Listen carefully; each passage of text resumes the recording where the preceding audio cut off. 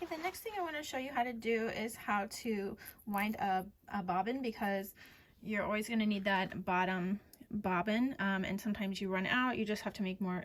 We're going to pretend that this is a totally empty bobbin, but I'll show you how to do it.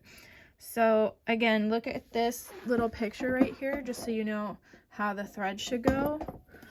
And you pop your bobbin on. You take this out of the side thing, and you do put it around this little, I don't know, circle nubbin thing. These are highly technical terms.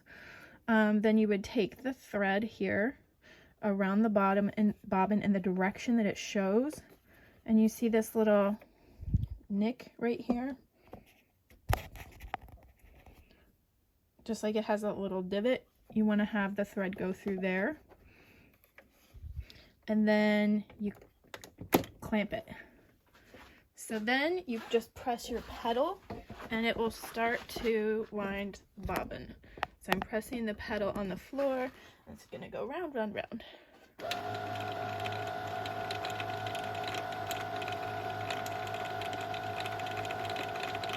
And when you've got sufficient thread on there, then obviously you just snip this.